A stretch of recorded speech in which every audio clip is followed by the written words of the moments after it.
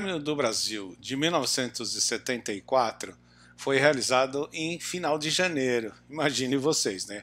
Em 73 tinha sido realizado em fevereiro, no dia 11. Aí eles antecipam o Grande Prêmio no Brasil. Ou seja, além de ainda estar muito quente, você normalmente chovia, e é o que vai acontecer no Grande Prêmio de 74. Começa com um sol escaldante e chove no meio da corrida, que você sabe, o Emerson ganhou. E a gente estava lá para conferir também, só que dessa vez não na arquibancada principal, a gente estava no meio do autódromo. Eu sou Alexandre Vasconcelos, esse é o canal Lip Speed, velocidade e informação do jeito que você gosta.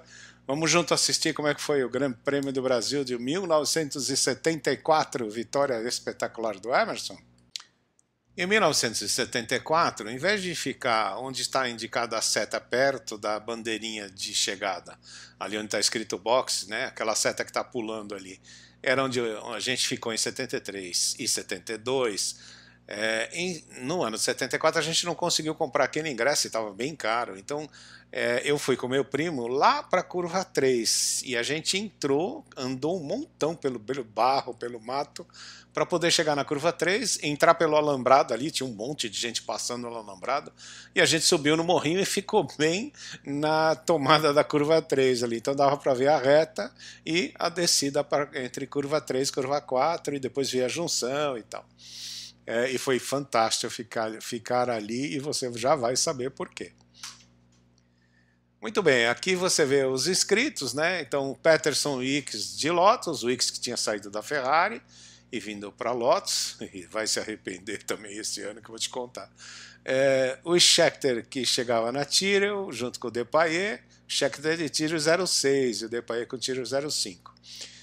O Emerson e o Hulme, Emerson estreando na McLaren, depois de ter feito o Grande Prêmio da Argentina, lembrando que na Argentina ele desligou o carro sem querer, né? Mas depois voltou para a corrida, que foi vencida pelo Danny Hulme, inclusive. O Reutemann e o Roberts de Brabham, o Roberts é um piloto estreante, já vamos falar sobre ele. Hans Stuck e o Ganley de Martin, Regazzoni e Lauda de Ferrari, Bertoazzi e Pescarolo de BRM, Revson e Jarrier de Shadow, o Patti e o Mas de Surtees, Merzario com o Iso Rivolta, o Iso Williams, né? O Rick Von Opel com o Insigne, James Hunt com o March 731 da equipe Heskett, que depois teria carro próprio, o Graham Hill com a Lola 370, assim como o Guy Edwards, John Watson com a Brabham BT42 da equipe Hexagon, o Mike Haywood, que corria de Yardley McLaren, e o François Amigot, que era outro piloto da equipe BRM. Bom, aqui você vê o Emerson no bico de pato com a McLaren M23, isso aqui ainda é nos treinos, né? Um calor, um sol do caramba, e o Emerson está usando ali, dá para perceber no capacete que ele está usando uma espécie de sobreviseira que tem uma aba. É interessante isso, vou falar mais para frente de novo. Aqui você vê o Jacques Alespati com os novos Surtees, o TS16, que era um carro rápido também, mas continuava com os problemas do TS14A, que era suspensão muito frágil. O Patti, inclusive, vai sair da equipe no meio da temporada e vai correr de Brabham da equipe Hexagon, lá da equipe do John Watson. Aqui você vê o Niki Lauda nos boxes, né, com a Ferrari 312 B3, que já era um carro bem competitivo. Clay Regazzoni, aqui no bico de pato, né, atrás dele dá para ver a curva do Pinheirinho, né, ele que foi o grande adversário do Emerson no ano, né, em vez de ser o Lauda, acabou sendo o Clay Regazzoni. O Emerson vai ganhar o campeonato lá na última corrida, eles chegam empatados, né, no Grande Prêmio dos Estados Unidos. E aqui você vê três fotografias que eu fiz questão de colocar. Primeira delas, abaixo à esquerda, o Jack Hicks, que estreava na Lotus, né? Vindo da Ferrari, de um ano de 73 muito difícil para a Ferrari, e o Hicks deu muito azar, porque esse ano também não seria muito bom para ele na Lotus, não. Ao lado dele, eu coloquei essa foto da Brabham BT44, e em vez de colocar do Carlos Reutemann, eu coloquei do Richard Roberts. Gente, um dos piores pilotos que eu vi na minha vida. Eu fui no treino de sexta e sábado na arquibancada, né, e domingo eu fui lá para a pista. Ele não conseguia dar uma volta sem rodar. Só na classificação ele conseguiu da volta sem rodar, mas assim mesmo ficou muito, mas muito distante do Reutemann. Ele ficou mais de 6 segundos mais lento do que o Carlos Reutemann, tanto que ele fez 4 provas e foi embora. O pilotinho, eu não sabia, eu acho que nem ele sabia o que ele estava fazendo na Fórmula 1, sinceramente, com todo respeito, mas ele não conseguia andar com um carro reto, era inacreditável. E a foto de cima é do François Amigot com uma BRM que está sem patrocínio, você tem ali. Ele tem um pequeno patrocínio da moto, né? Ele foi um bom piloto de Fórmula 2. E a foto dele está aqui porque a presença dele no retão vai ser primordial para a vitória do Emerson Fittipaldi, conforme a gente vai contar mais à frente um pouquinho. E aqui você vê o resultado dos treinos, né? Então, o Emerson foi pole, virou 2:32.9, seguido do Reutemann, 2:33.2, Lauda, 33.7, Peterson, Ickx, Revson, Haywood, Regazzoni, Merzario, Mas, Rum e Patti em 12º, 2:35.6, o Stuck, o Scheckter, Watson, Depailler, Beltoise, Hunt, Jarrier, Ganley, Hill, Pescarolo, Migaud, Roberts, olha o Roberts aqui, 2:39.8, olha o Reutemann, 2:33.2. O carro é igualzinho, gente, são 6 segundos e 7 décimos, é inacreditável.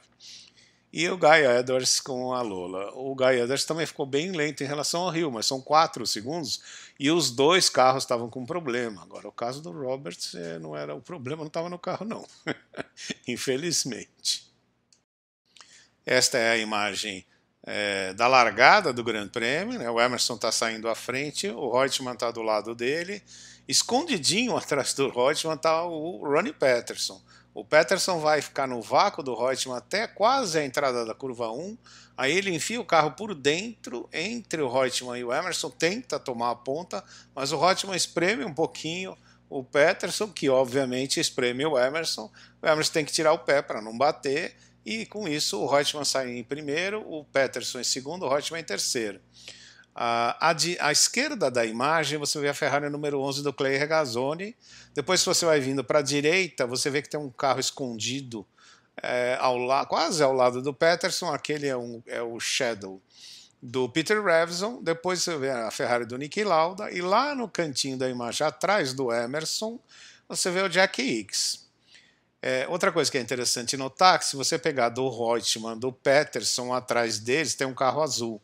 Ali é a Surtees do Jochen Mass. E à esquerda dele, atrás do Regazzoni, está o Surtees do José Carlos Patti.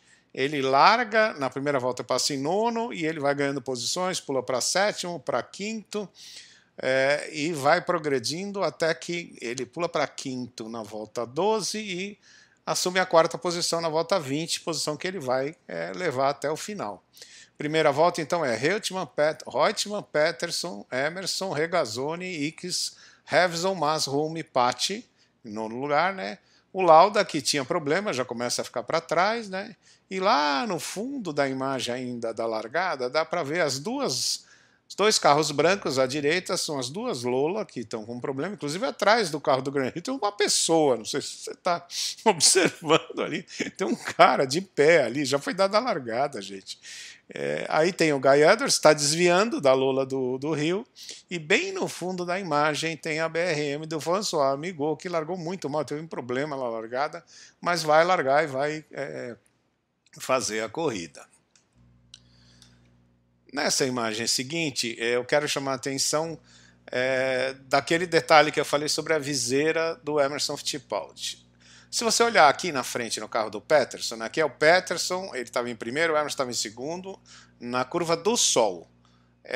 Veja aqui no capacete do Peterson tem uma aba branca. Essa é uma viseira que é uma aba, né, é para fora do capacete, é para proteger do sol. No carro do Emerson, no capacete do Emerson, você vê que essa aba é preta. O Emerson não usa esse tipo de coisa no capacete, mas naquele Grande Prêmio ele estava usando no começo da corrida, porque estava muito claro, a imagem estava bem clara. Ele inclusive usou nos treinos essa aba.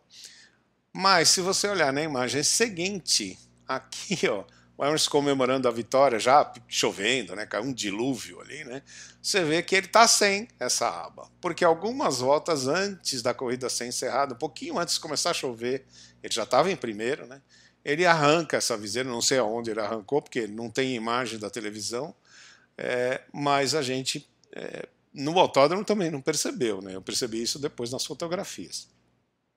Aqui ele está comemorando e atrás dele você vê o Jody Scheckter. Só voltando então à prova, o Peterson vai ultrapassar o Reutemann ao final da terceira volta, abertura da quarta volta, ele joga por dentro da curva 1, passa, e o Emerson passa o Reutemann lá na reta e assume a segunda posição. O Reutemann ainda mantém a terceira por algum tempo, ele está com um problema, começa a sentir que o carro começa a superaquecer, então ele vai devagarzinho, acaba terminando em sétimo. O Peterson e o Emerson ficam muito próximos e a gente percebia logo de cara que o Emerson poderia ter ultrapassado o Peterson antes, mas ele vai cozinhando o galo, né? O Emerson era um piloto muito cerebral, ele trabalhava muito o cuidado com o pneu e freio, né, para não desgastar muito nem pneu nem freio. Lembrando que nessa época não se fazia parada para trocar pneu, portanto era importante cuidar dos pneus e dos freios. Até que na volta 15, quando eles entram no retão, e aí vem a participação do François Amigot, eu vou fazer um vídeo pequenininho só para demonstrar melhor o que eu vou falar.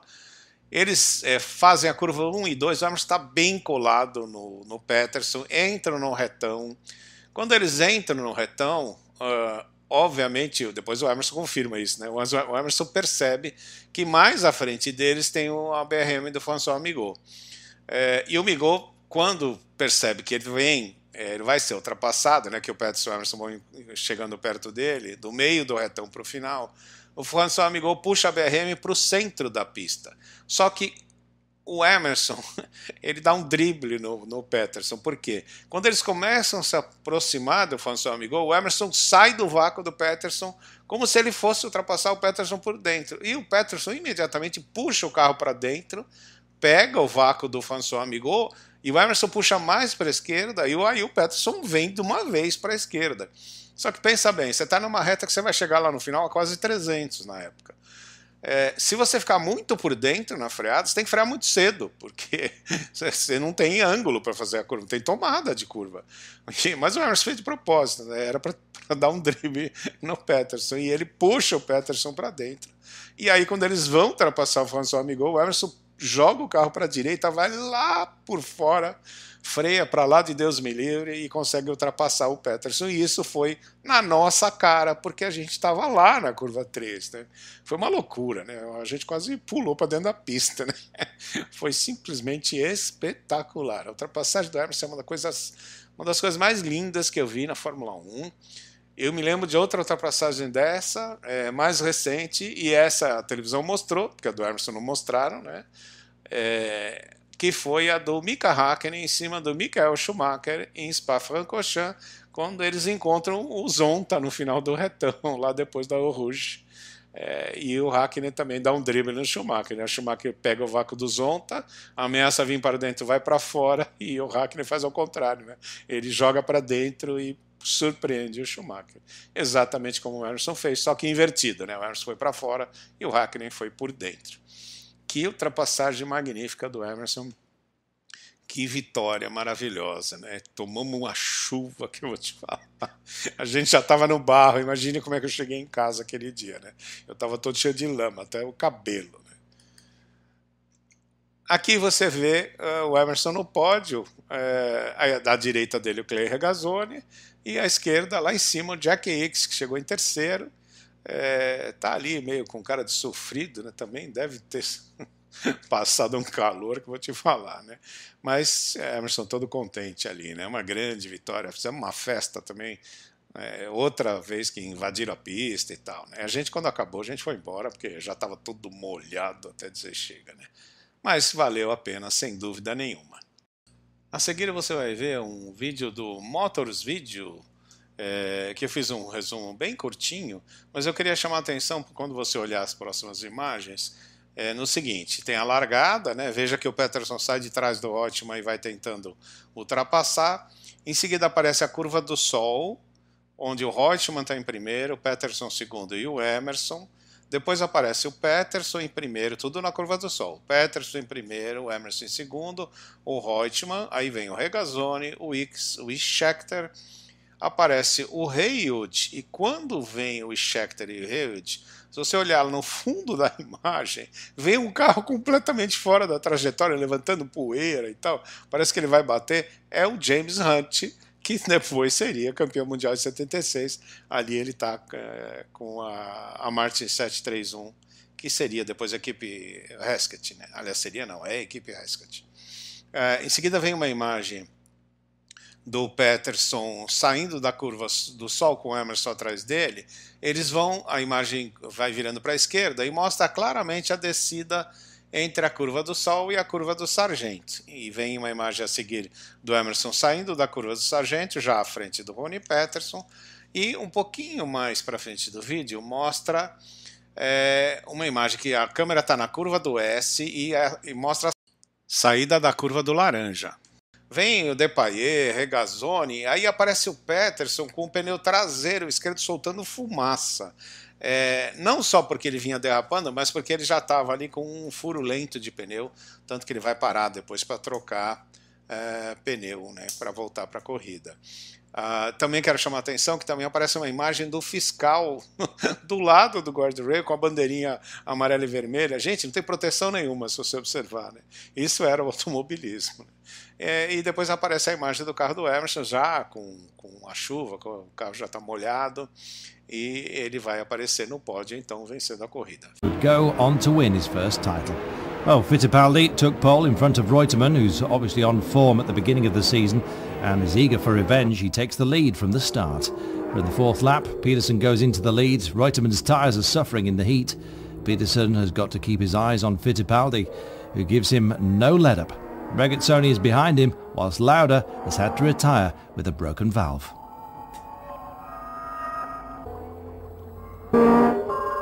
During the 16th lap, Fittipaldi overtakes Peterson. At the front, Fittipaldi now has a good lead. Regazzoni is well placed in second, while Peterson and Depailler are somewhere around 6th place.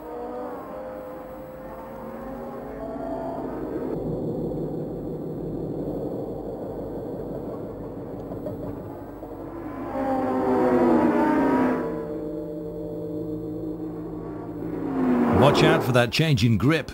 It started to rain, enough to mean that the race is definitely interrupted after only 32 of the 40 planned laps. Not that that changes much. Fittipaldi takes his 10th victory, the first of the 74 season, and his first for McLaren. Aqui o resultado da prova: Emerson primeiro, Regazzoni 13 segundos e meio atrás, Ickx, Paty, Haywood, Peterson, Reutemann, Depailler, Hunt, Bertoazzi, Hulme, Scheckter, Pescarolo. O Roberts conseguiu terminar a corrida inacreditavelmente. François Amigot, que teve um monte de problema durante a prova, e Jochen Mass, que também teve muitos problemas. Os demais não terminaram a corrida.